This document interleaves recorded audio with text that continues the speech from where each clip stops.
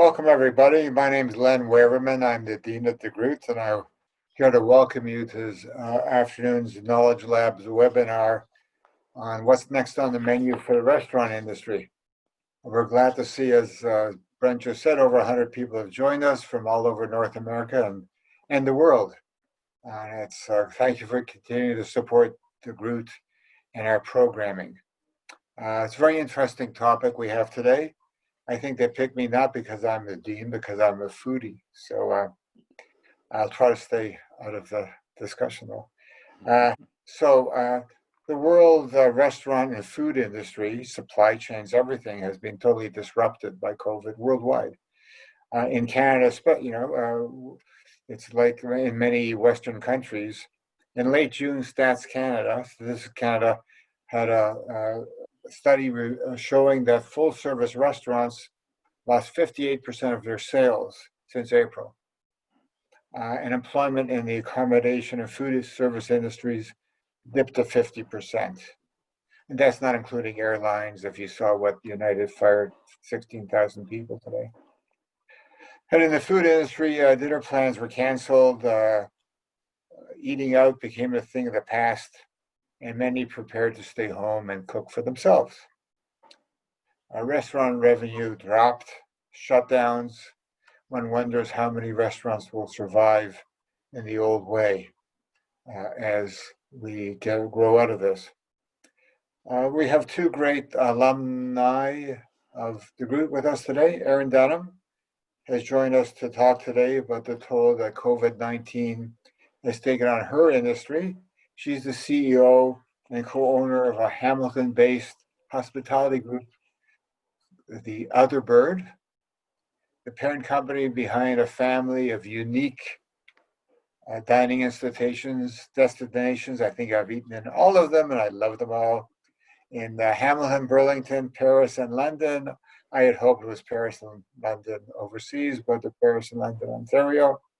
She's been named Hamilton's Young Entrepreneur of the Year by the Citizens Chamber of Commerce, received the Top 40 Under 40 award in Hamilton, named among the top 15 people to watch in 2015 by the Hamilton Spectator, and she's a recipient of the prestigious 2020 McMaster Arch Award. So restaurants have tried to stay afloat in many ways, getting creative, testing out different ways to stay afloat and to bring in customers. Against all the odds, resilience, some of the things we teach in business schools, and adaptation, the food business can survive. Many of them are relying on technology to work. So Tanveer Bangu, who's another of our alum, he's going to talk about strategies for surviving the new normal and the importance of being a digital-first business. He's the managing director of TBX Digital, a people and execution-focused digital transformations firm that services global clients how to thrive amidst digital disruption. He's also the head of tech at Freshii, another restaurant I eat at, a leading consumer restaurant, corporate technology. He's using it to transform Freshii as a digital-first brand. Very interesting way of spinning in this very difficult times. Thank you both for joining us, and we really look forward to hearing from you. Our moderator, Brent Knight, who started us off, he's an associate professor at DeGroote. He studies how firms and organizations address complex societal problems, and he's always been interested in how firms bounce back from adversity and exhibit resilience. That's leading him to study how nonprofits and Main Street retailers are responding to the crises generated by the COVID-19 pandemic.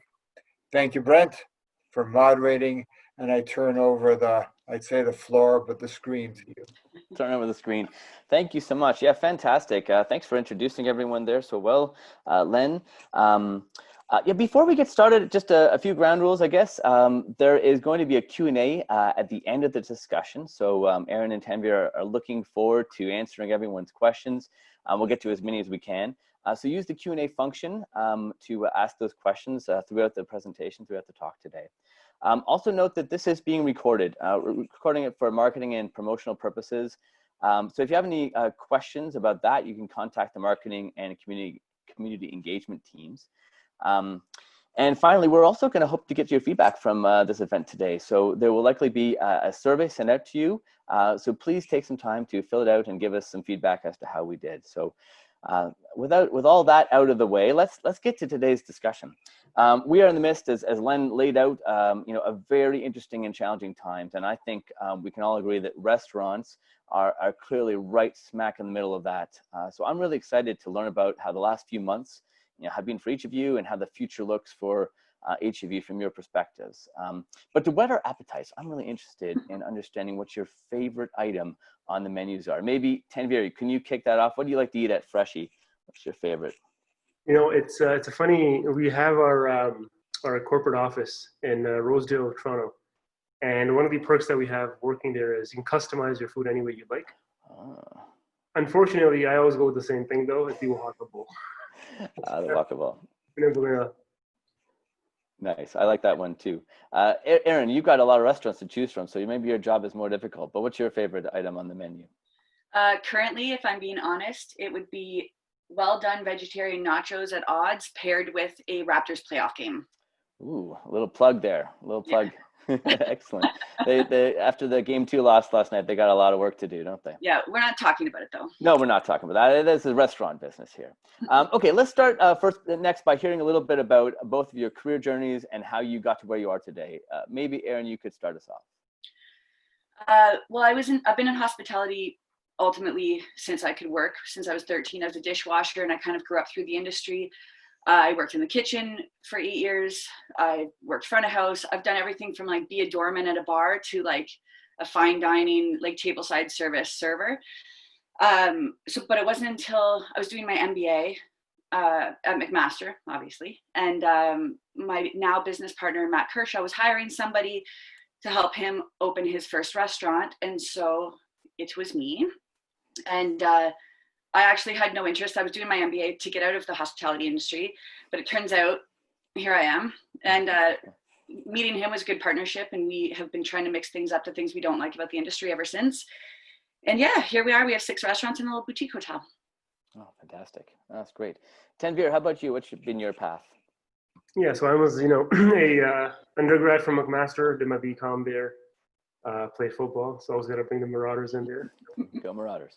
Then, similar to Erin, I did my MBA as well at McMaster. And, for me, it was more of a, what do I want to do in life is kind of the question I had. And I kind of went for, industries or companies that would allow me to grow really fast and very fast-paced environments so I can actually try to execute things and learn faster. And one of those things, came to be the consumer-facing industries, including retail and restaurants. So I started my career. The retail side, ExxonMobil, was too slow. So I went on to RBI, which is Tim Hortons Burger King, and really found my groove there, just jumped into the technology world there. And ever since, just been trying to grow digital first brands. And recently, for the past year and a half, I've been doing the exact same thing at Freshii. So that's kind of how I, landed into this career path. Fantastic. I think at this point, we're going to get a poll question out there to see who everyone is and how they connect to the restaurant business. We're asking, do you work in the restaurant industry or are you a restaurant goer? So take a moment and fill that out as we continue with our conversation. So you're both from quite different sides of the restaurant business, though. Perhaps you can give us a sense of how you've navigated the immediate impacts and challenges caused by COVID and how that might be different. I think that would be really interesting. Maybe Erin, you could get us started in those immediate impacts. Well, the most immediate impact was closing every restaurant and laying off 175 people. So that was weird and strange and not something I thought I would ever see for my businesses, which was devastating for everyone. Well, as everyone here knows. But then the word pivot is something used a lot, and that's been something we've had to learn to do quite a bit. Because when we were able to reopen, it was for takeout, which was not something we had normally historically done. So it was a lot of changes in like, what does that look like for staffing and for like what new products do we need? What do we need to buy? So it took us weeks to even adapt to how to do takeout. It wasn't as easy as just being like, oh, we do takeout now. And learning like now 30% of the money is going to Uber Eats or what have you, which was another strange thing for us with pricing. And then patios open. Fantastic. We can hire people back. That's so great. Except we don't really have patios. So that was like an interesting thing. Thank you, Doug Ford, for allowing it. But like, how does this work now? And it was like this weird, crazy world of like constantly just trying to figure out what's going to happen.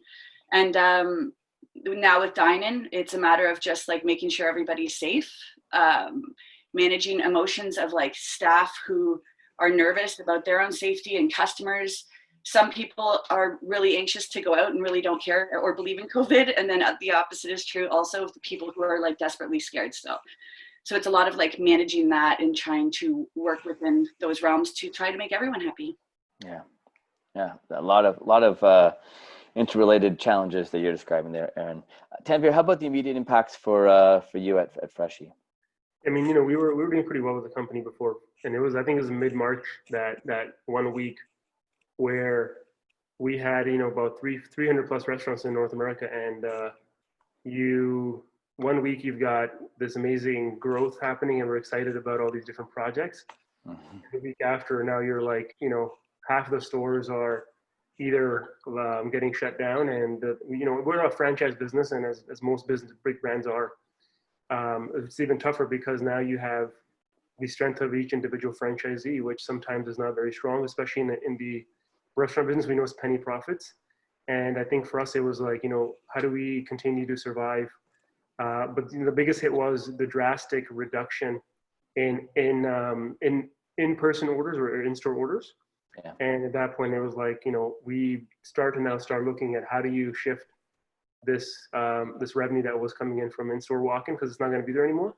And what do we do now? And similar to Erin, would love to discuss a bit more on how we actually thought about the pivots, and in general, like where the industry is going, right? So that was the biggest. It was a 1 week where it was drastic, and it's a mid-March. Yeah, no, it's describing a lot of really challenging issues. Yeah, why don't we share those poll results there? Okay, so we have a few. I hope everyone can see that. I think everyone can see those poll results there.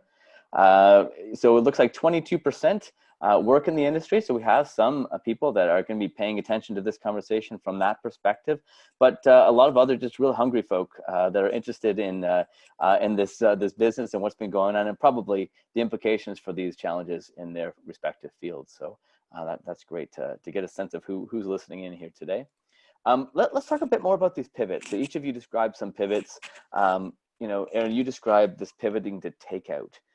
Can you talk a little bit more about like what that involved from a restaurant that was mostly sit in, right? Yeah, I think honestly that from my perspective, the best way to describe it is kind of in our first week when we switched to takeout. I went in to visit the managers to talk to them, and like the entire restaurant was filled with like containers for takeaway because we don't have the storage. Like you can imagine, it takes up a ton of storage and everything. And so our entire back dining room at the Mule was just like things for takeaway. I'm like, what is this? And they're like, this is it now. But it was just so different. Like our restaurant's not set up for it at all. And that was a good indication. And it was just like a massive change in like the mindset, how to staff it.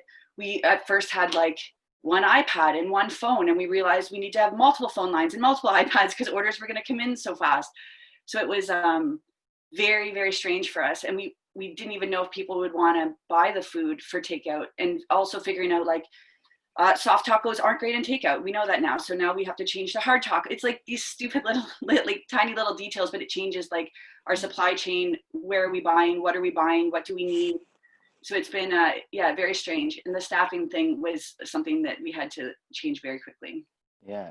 Can you talk a bit more about that staffing? Like what are the changes that were needed, and how did you make those changes so quickly? Well, we really thought for takeaway, we wouldn't need as many people, because why would you? Because, there's no hostess, there's no, you don't need all the servers, you don't need runners. But it actually turns out you do need, because there's always 2-3 people on the phone taking orders, or going through Uber Eats or correcting problems or talking to customers who are calling in.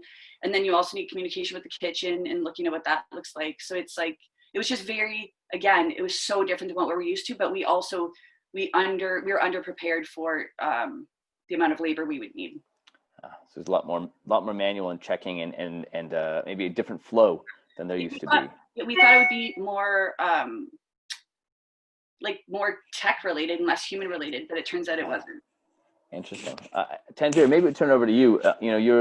Your major pivot you described, and I'm sure there are others, but was this loss of walk-in, traffic, right? Talk about how you dealt with that as an organization. Yeah, I think, the thing that we had planned on earlier also was, as you saw, like there's a trend in the industries, the restaurant industry from the past 3 to 4 years. And it's been that the brands that have high digital maturity are the ones that are growing same-store sales, right? So we were already on the journey of building the infrastructure, building the platforms and the right capabilities from people perspective as well, so we can actually have the ability to drive growth in these platforms. So for us, what happened is COVID actually hit us earlier than the anticipated timelines that we had to become a digital first brand, and it just sped everything up. So for us, it's like if 90% of our revenue was in store and delivery was, let's say, 10%, now delivery is going to have to become much, much higher. And how do we now make sure that we can still grow our own app, our delivery channels, and then what are the types of different products that we should be perhaps launching on these platforms? And I'm sure, like, if somebody here orders on DoorDash or Uber Eats or Skip the Dishes even, you probably saw we were like, very, very smart move from the leadership team. We were actually selling grocery bundles, which is like we just you integrate vertically one step closer to the consumer, that you already have the produce in the store. And grocery stores are actually have huge lines right now, and you had the capacity in March, April, you couldn't even go to the grocery store. So let's start to at least sell, if we're not getting walk-in traffic, let's try to actually sell the raw materials in a way. Or, we saw that delivery was going to be there to, for a longer time. Let's try and do some more combos. We didn't do combos before. Let's do delivery meals, for example.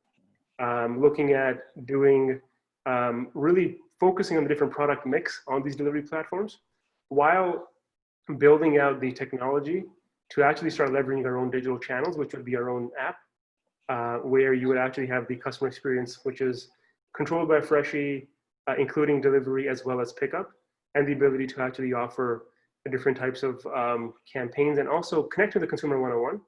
I think the brands that have done well, and you've seen other brands that have continued to grow sales even despite COVID, are the ones that have the ability to actually control and provide a great experience for the users through a digital channel. So that's just, for us, is like, again, in summary, what other channels are there? What can we leverage now? And what do we have to continue to build or accelerate the build in the future?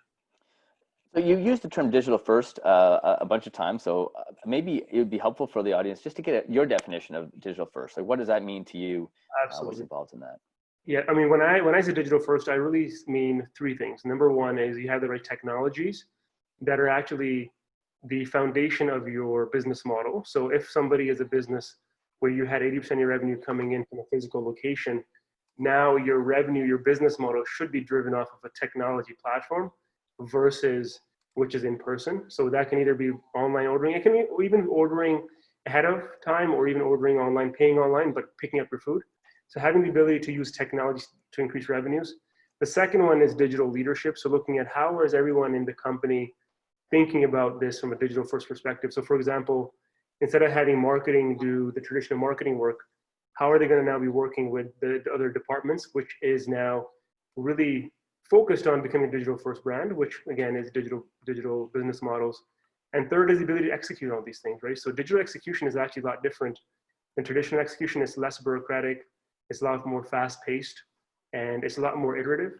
So having the right people and the right culture there to help people understand that, we're going to go faster, we're actually going to try and fail, but that's part of the journey. And that actually is when the breakthroughs happen. So having the different mindset, a digital business model, and the capabilities and the people, that kind of, for me, is what digital digital first businesses means. Yeah, really interesting. So it's very different types of responses, right? To this kind of challenge, and very different, capability bases and focuses, right? So really, we got a good mix of responses. I think we're going to launch another poll here, just kind of getting a sense of people's comfort level of eating out, sitting down, as well as just doing takeout. So I think the first question is, are you comfortable eating out at restaurants right now or ordering takeout? We got some answers. And if you're comfortable eating out at restaurants right now, how often do you go? So I think panelists will be interested in this as well. Okay, Erin, I want to get into this idea of re-engaging staff, because you talked a bunch about emotions, and I know some of that was customers, but how challenging was it to re-engage staff, and what concerns did they have when they were coming back to work in the midst of this pandemic? Were there any surprises or things you didn't expect? So in other industries, I had heard a lot of feedback from other business owners that it was very difficult to get people to come back when they were being paid $2,000 a month to stay home ultimately. So I was expecting it to be far more of a challenge than it was, but I found that our coworkers were happy to come back, and actually like the only people who didn't or couldn't were people who had kids or childcare issues or legitimate like health concerns that didn't bring them back. Yeah, like the hospitality industry is full of extroverts, so I feel like they were all going a little crazy at home and hoping for some human contact. So maybe for our industry it was easier to call people back for that reason, but I didn't find there were people at all who were kind of like hesitant to come back for reasons of laziness and or they prefer to collect government money. So for us, it was pretty great. And it was great to have people like anxious to come back and happy to see each other. It made the whole thing a little more comfortable and a little more feeling like normal. Yeah, so, yeah, it was lovely. And part of a team, right, that you're re-engaging. Yeah, fantastic. Tanvir, same experience or different one at Freshii?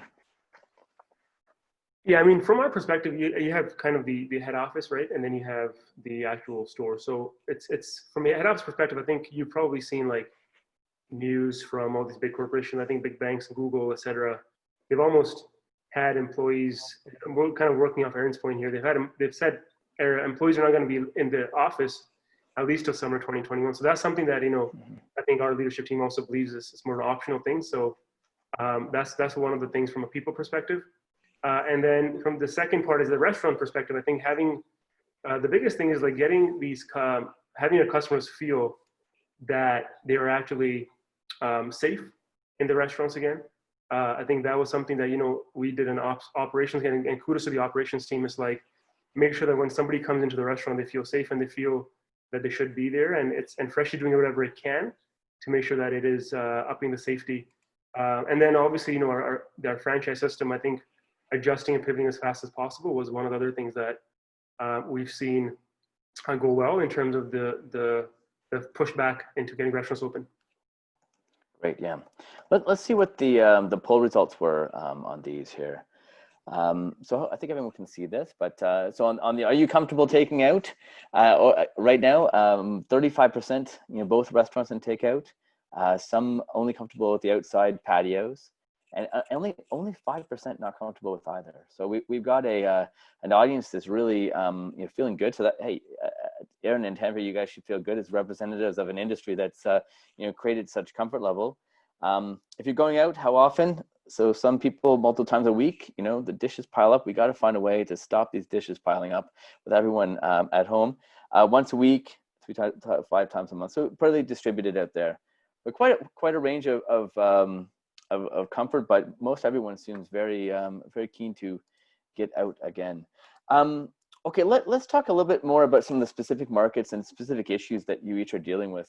Tanvir, I know, given the drastic reduction in the number of people going downtown, like yourself included, all the people that can work from home, that are working from home, how is this impacting the future of restaurants like Freshii, who have relied on those people buying, the workers buying lunches and dinners while at work?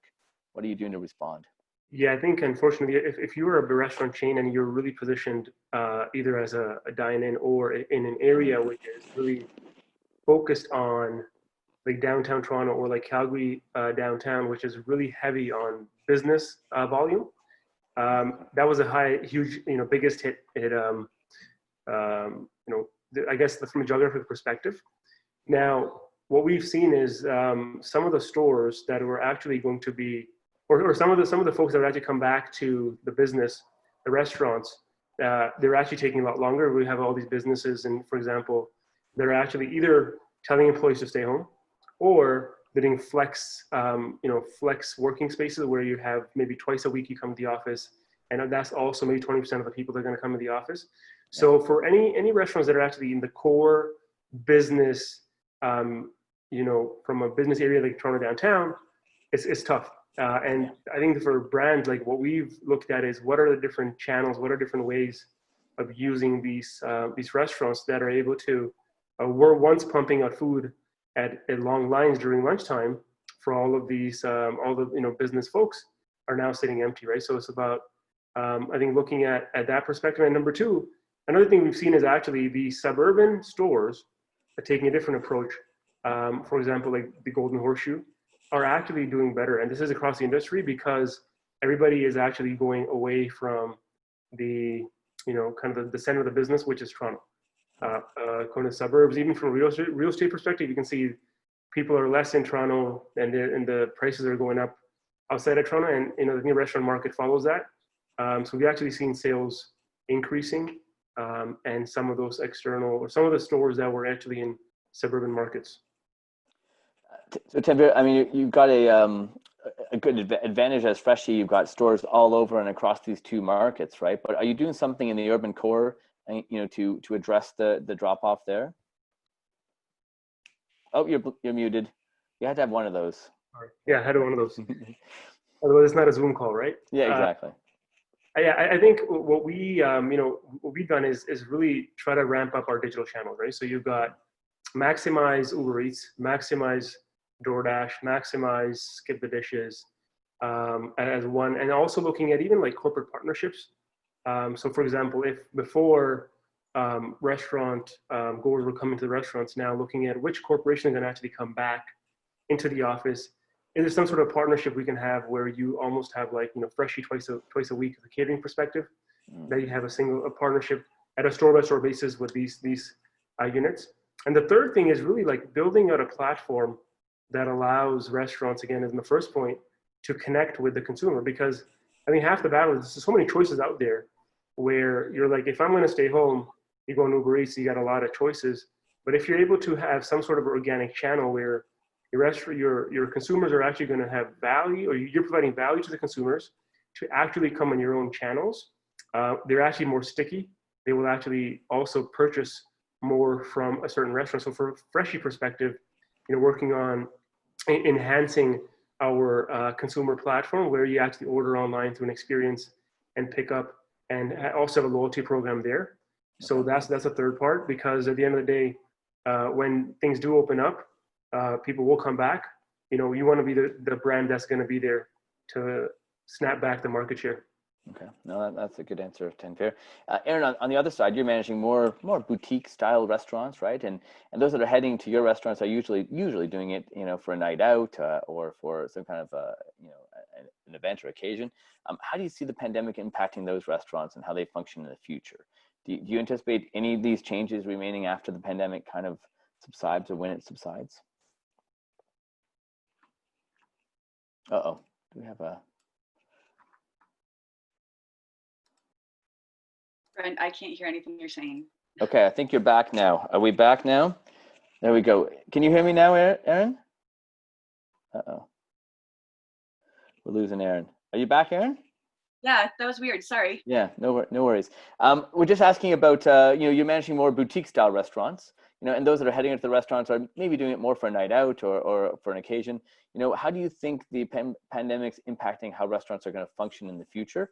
Do you anticipate this lasting after any of the subsidies for the pandemic subside?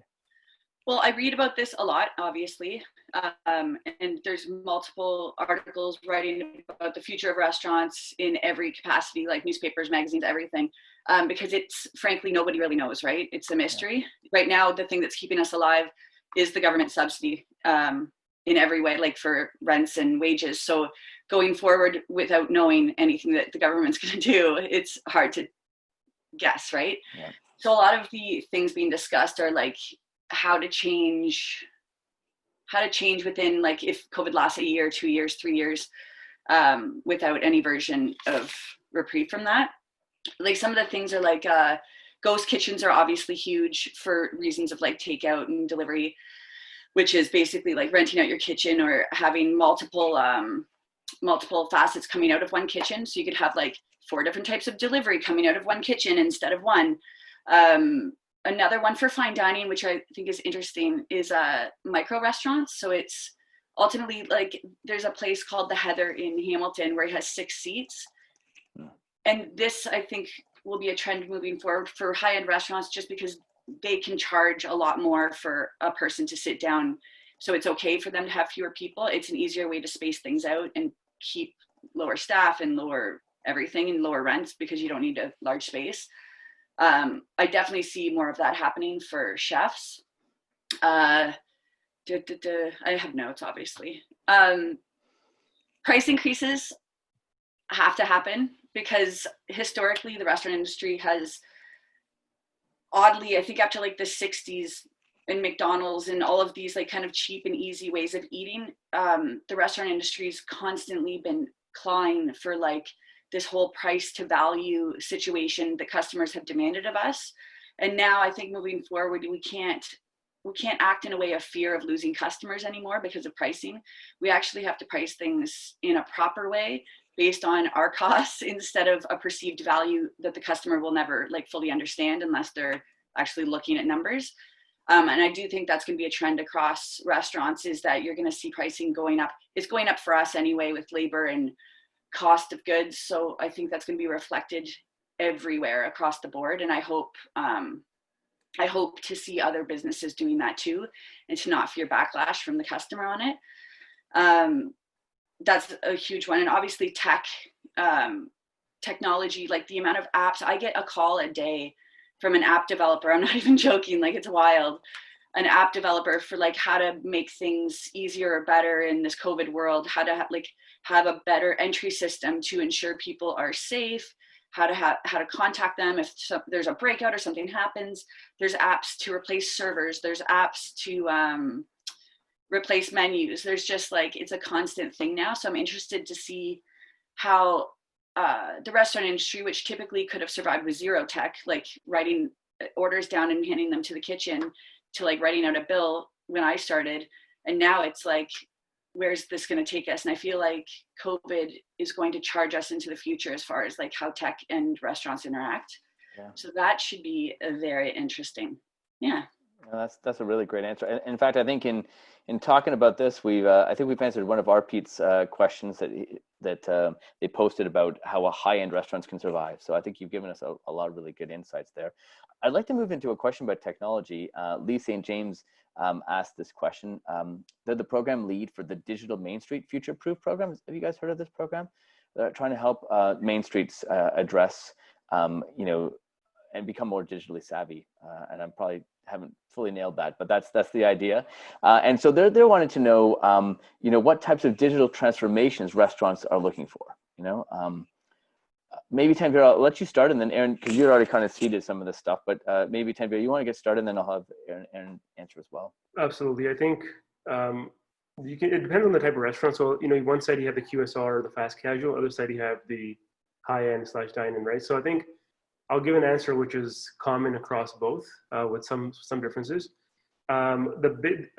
Before order ahead pickup in store was something that some brands had. Now it's the biggest driver of that is COVID, as Erin said, and I also think the second thing is that we all as humans love convenience. So unless you have order ahead pickup and some sort of value, which is a loyalty program or some sort of another program, you're going to be left behind, right? That's the first part.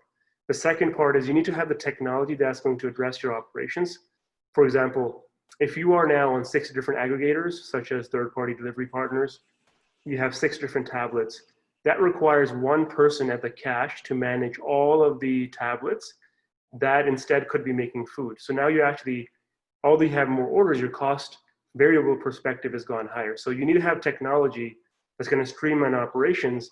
In this specific example, it's consolidating all of these tablets into one tablet or injecting them all into your POS system or a receipt printer so that you don't have to manage all of these crazy orders coming in left, right, and center, which is not just a lot of work for the person doing it, but now you have a lineup in the future of 10 people for a QSR perspective. who are just standing there and there's one person working who is not saying, how may I help you? That actually makes all the people that are waiting in line really angry. So that's a customer perspective as well. The third thing that you definitely must have is the ability to consolidate your analytics from all these different channels. So if you have a Uber Eats, if you've got Skip the Dishes, if you have your own app, you have your loyalty program, you've got in-store, you have in-store takeout versus in-store dine-in, you must have the ability to look at all of these different analytic streams and consolidate into one platform. Either you have in-house or you have it outsourced. They can tell you, how is your restaurant doing? Is it profitable or not? And what kinds of insights is it going to allow you to make better decisions moving forward? So that would be the three things that I think you must have: technology that's customer facing, technology that's operationally enhancing, and then the third part is your analytics platform, so you know how you're doing. Yeah, fantastic. Erin, do you want to add to that and maybe add the flavor of the dine-in experience? So for me, and this may sound old-fashioned, but the more tech I can keep away from a customer, the better for for what we do, because it's all about customer service and building that relationship, which obviously is going to be changing in the future. For us, tech is more used in the background for like saving time and organization. Like we have tech that we use for scheduling that talks to our POS, that talks to our accounting system, so it all communicates. So it's less data entry and human error. And again, my head of ops, if he was watching this right now, he'd be like, what are you even saying right now? Because he's the tech guy who's like obsessed with all of this. But it's certainly, like, for us, it's more organizational and behind the scenes, and it just makes everything more efficient. I'm interested / not very eager to see how tech is going to interact with our customers in the future. Outside of like Open Table for making a reservation, historically we haven't had a ton. Yeah, we had a question specifically for you about this, Erin. So digital menu is not something you're interested in? Well, we're doing that now. So we have like all the little scanners, so it's less like touching and feeling. But like for me, again, like restaurant design, I love to touch a menu, and I love to like flip through a wine list, and like looking on my tiny little phone because I wear glasses is like, I don't know. And again, that's just a personal thing. But then there's like the people who love it. Like for a place like the Mule, it's fine. Like it's cool. You can make a cool design thing. But when we open our next restaurant, Wrap, which is more high end, I don't know, like what does a 75-year-old coming for dinner want to, like, do they have a smartphone? Do they want to like scan the thing, or do they want to touch a thing? And I think there's a huge generational gap as far as like our customers and who they are and where they are and what tech they are capable, want to use. Yeah. So I'm going to say robots aren't replacing servers anytime soon in your restaurants. I would rather close. Fantastic. So another question that's been asked, I think is right on point here is, how are your relationships with suppliers changing? Specific suppliers, but I think we can include in suppliers, employees, and landlords and whatnot as appropriate. But what do you think? Tanvir, do you want to start us off with that? Give Erin a second to catch your breath. Yeah. Yeah, absolutely. I think it's all dependent on the forecast, right? So for us, I think from a financial perspective, first of all, you've seen the entire industry, and this is evident based on the subsidy that the Canadian government actually provided to everyone. Restaurants are hurting across the system, right? Canada and the US. And I think there's a number of which, like, I think 30-40% of them will never open up, which is inclusive of retail / restaurant. I think so. If you look at that number, right, I think the biggest hurdle for a lot of restaurants right now is the fixed cost, which is rent. So that's, from a supplier perspective for us, I think that's as far as you can go.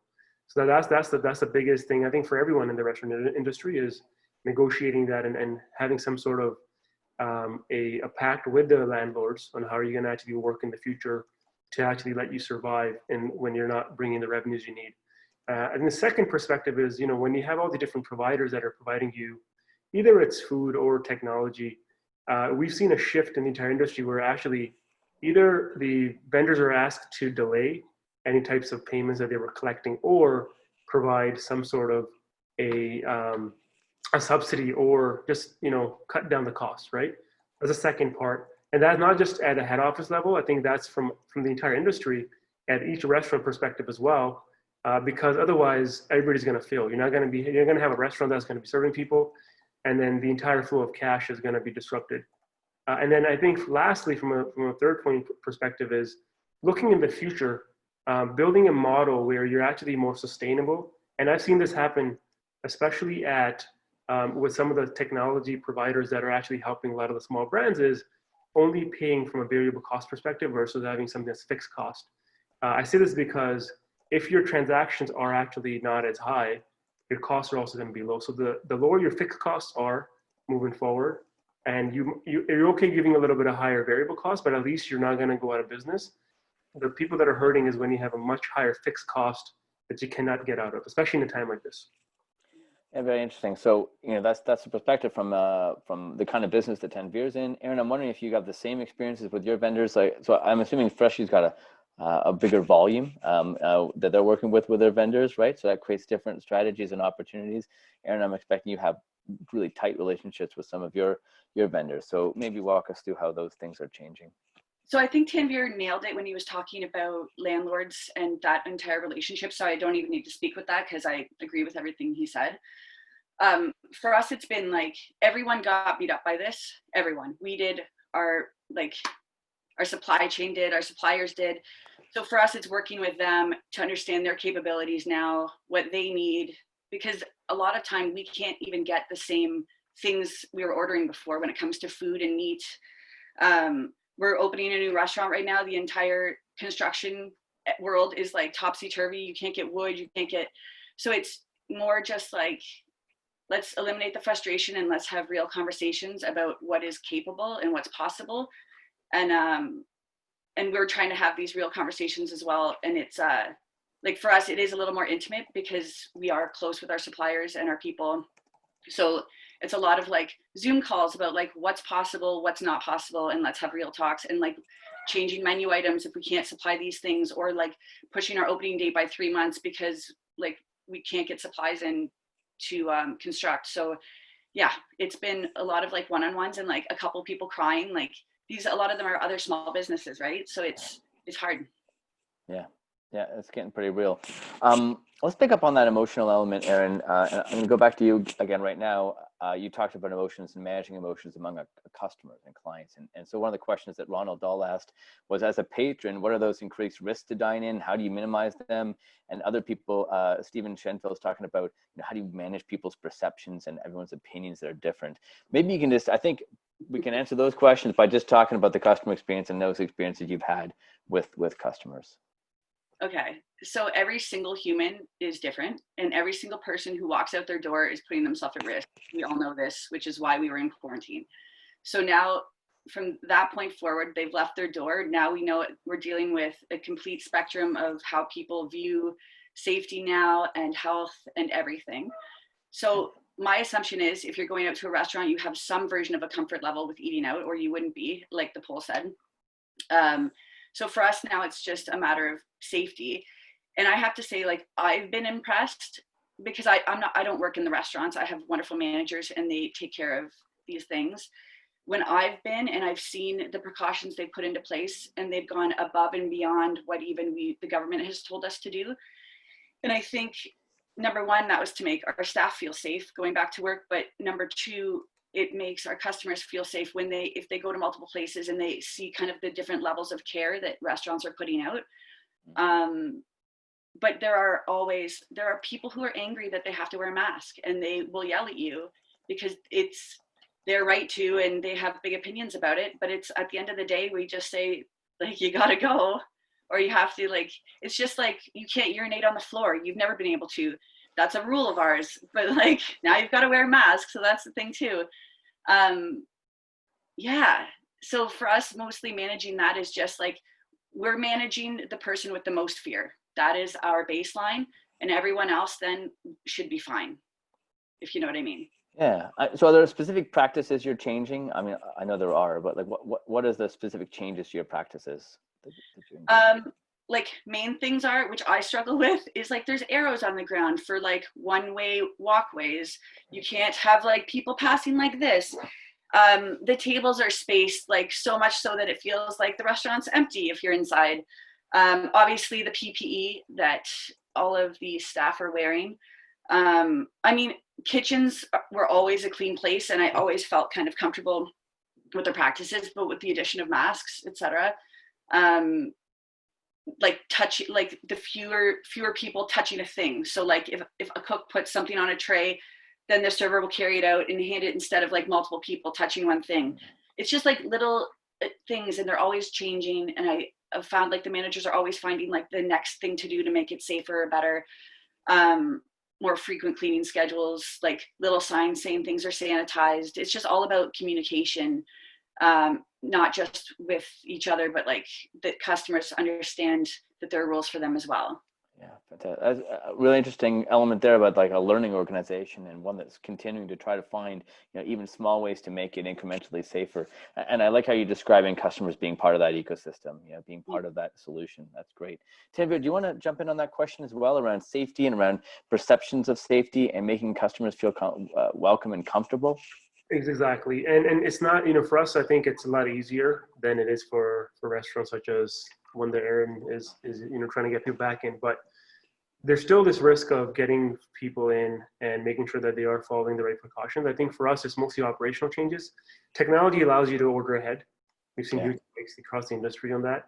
But then the question becomes, when somebody is coming into the restaurant now, how safe can you make it for this customer? And then also for the staff, right? So some of the stuff that you've seen restaurants and Freshii do is, I've seen people put a pickup table right at the entrance of the restaurant. So you have the names of different pickup orders instead of having to go inside. Very similarly as well, you have all the right shields, the plexiglass shields, also stand 6 feet apart, stickers, and also just making sure that we're telling customers that here's all the things that we're doing, and please use the different channels that you can order if you're not comfortable, which is delivery. And as an extension of the different brands, you've even seen, I'm sure everybody here has ordered online for delivery, contactless delivery as well, where they'll knock on your door, leave it in front of your door, you pick it up, and then they'll come and take the bag away. I think these are just different advances that have been happening as part of the value chain. So I think for us, again, making sure the customer feels comfortable, we communicate the channels that are available to them that are safe, and then making sure the operations actually helps execute that from a safe perspective. Yeah. While we're talking about customers, when you're at a restaurant and something's given to you that's not correct, you can say, take it back, something's wrong. When you're through a drive-through, we all had that experience where you drive away and you're like, they forgot something or something was wrong. Asif's asking, takeout orders, mistakes. What are you doing to help ensure that customers still feel, supported and not disenfranchised by mistakes that are probably going to happen in this kind of environment? Tanvir, do you want to start with that one? Absolutely. I think even before COVID, it's all about operational accuracy of order accuracy. When you have a takeout, you have either drive-through or you come and pick it up and you don't look at your food, right? I think the number one thing you look at is, why is the mistake happening before you even address the question. There's going to be less than 1% of issues that you can avoid where you need to make sure that the customer comes in. You have some sort of a recovery process. But I think for us, and this is where, I've done a lot of work with the team, is like, why is this even happening? Most of the time, it's because the POS or the app does not translate what the customer wanted in the first place. So for example, if I order a Oaxaca bowl, which is my favorite, and I added... We know, Tanvir, we know, yeah. I added tofu on that, or not the tofu's there, but let's say I added a dressing, but I can't remove the dressing and I wanted a separate dressing, and I put in the notes section, but the store so busy they don't read the notes on the receipt, they're gonna make that mistake. So what do you do from a tech perspective to make it easier? We add it as a menu item so that when they are making the food, it's right there. So it's all about looking at the root cause versus trying to recover the customer in the first place, and you minimize that, and then it's a lot easier for you to handle the little bit of the volume that is still going to be inaccurate, which is, again, you can always recover from a guest recovery process. Yeah. Okay. It sounds like a very iterative process, and one that involves working with your, the Uber Eats and delivery. You have different metrics you want to look at on a daily basis. Order accuracy, even from a delivery perspective, is like the time, right? Guests can actually rate. We all rate our delivery, so we always want to look at that. And then from our own app pickup perspective, is like, what can you do to make operations more efficient? So actually working, and this is something that I've seen a lot of brands either do really well or not do really well, is if you're going to be launching new technology, you better be in the restaurants learning how the restaurants are operating versus sitting in an office and trying to launch a technology, because you need to be in the place of the team members that are making the orders when you have 20 people in line every single day. Only then can you make a technology that's going to work seamlessly. Otherwise, you're going to always get it wrong. Yeah, no, that's fair. Erin, your thoughts on that whole drive-through problem? So historically, guest recovery has been one of the things I've been most proud of within our company, because it was always like, go over the top, do more than you need to, and like solve a problem before they walk out the door. So the large problem with that in this situation is they're already out the door. So it's very, very different for us. In the first couple of weeks of doing takeout, which we'd never done before, was devastating as far as screw ups, you could understand. So we had to learn quickly that it wasn't the same. We couldn't just be like, oh, we promise, like, we'll give you this thing next time you come, or next time you order, call us, because it was just inconveniencing them more. So for us, that was something we very quickly became quite focused on not making mistakes, because we realized how hard it was to recover from when we did make one. Yeah, like it's a very different animal, and it's not like we can get in our car and drive them the missing taco shells like we could have easily recovered on before. So yeah, it's different. So focus on excellence and operating excellence solution there. Yeah, great. I've got one more question that DeGroote asked, and then I'm going to ask you guys to just sum up your learnings perhaps after that. So Deep is asking, and I think that's an interesting question, because we know that Uber Eats takes a good chunk of the profits, right? They take a lot of a margin. So is there any thought of consolidating these offerings into an in-house delivery app? Erin, probably a challenging notion for you, but I'd love to hear your thoughts. And Tanvir, have you guys thought about that at all? Tanvir, why don't you take that one first? Absolutely, it's definitely a huge problem. It's just kind of like a double-edged sword, right? Unless they say cash is king, unless you have these third-party vendors who are also unprofitable, just so everybody knows. None of them are making any money. So Uber, Skip the Dishes, I think they're all like operating at a loss. Maybe some are breaking even. They're not making any money. The customers are also paying for the service. Restaurants are also paying 20 to 30% depending on what you have. So everybody's kind of in a place where they're not all winning, right? But the problem is, unless you have these third-party vendors, you're going to say goodbye to about 20 to 30% of your volume that allows you to keep a restaurant open. So that's the first thing, at least for a COVID perspective. Now, looking at long-term, absolutely, you need to find a way to either reduce these or have in-house delivery, which is mostly like a pizza concept that, you see KFC or Pizza would have it, Pizza Hut would have it, their own delivery. And that also comes at a risk. You have to have high enough volume, and you got to pay for all the insurance, et cetera. The third thing I think a lot of brands have been doing is having your own delivery through your own channels that somebody else delivers for you.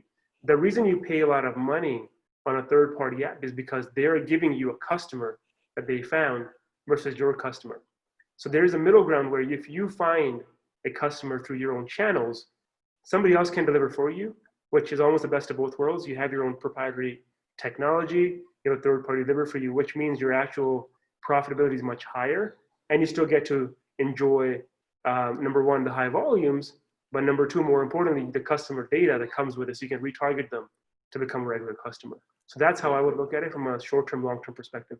Yeah, thank you, Tanvir. And Erin, your any thoughts on that from your perspective? Yeah, so earlier when I was saying I have a call from an app developer like once a day, most of them are that. They're people who want to help us have our own way of ordering online. But moving forward, that model doesn't really match what we want to do. It actually makes more sense for us to have takeout via phone call, because it doesn't require development, it doesn't require time, effort, and then in 2 years we'll probably end up dropping it anyway. So it's not as relevant for us. That's fair. Len, do you think I could ask them to summarize in 60 seconds or less their key learnings, and then I'll turn it over to you after that? I think we have time for that. Tanvir, maybe 60 seconds or less, what are the kind of key learnings from this experience over the last, my goodness, has it been 6 months? I think it has. Crazy, right? 6 months. The key learnings for me are, number one, you have to stay focused on their goals. And so you got to set new goals, be focused on the goals, and be okay to pivot. Change is the only constant. Be creative, have a mix of strategy and execution plus creativity, and always, always, always explore new things, be okay with failure. And from a restaurant perspective, it's all about executing fast and seeing what works. It's great if something doesn't work, move on to the next thing. So speed, execution, and strategy with ever-changing targets, because that's the world we're living in right now. Oh, fantastic. Thank you, Tanvir. And Erin, your summarizing minute. For me, it's honestly the old model doesn't work for dine-in restaurants, and we can no longer look at a menu when we put it out and think, is this cheap enough? What will people think? It has to be, we're looking at it thinking, is this the right price? Can we make a profit? Like, that should be the switch in our perspective. We shouldn't be competing with fast food anymore. So real bifurcation of the sectors. Interesting. I want to thank the panelists and for excellent and very thoughtful answers to these challenging questions. We're all operating in times of lots of uncertainty, and thank you for taking the time to do that. And thanks to our guests as well for asking some really great questions. I hope everyone enjoyed themselves. I'll turn it over to Len to close us off. It's been a fascinating discussion. I want to thank Erin and Tanvir for doing this. It was interesting for me to see that no participant left for the entire talk. That to me is the litmus test about how good is this. There's a lot of learnings. I like to say it's because you're DeGroote grads, but I think it's because you're really smart, interesting, creative, resilient people. So thanks for doing this. And Brent, you're a great moderator. So thanks for everybody, and we'll see you next time.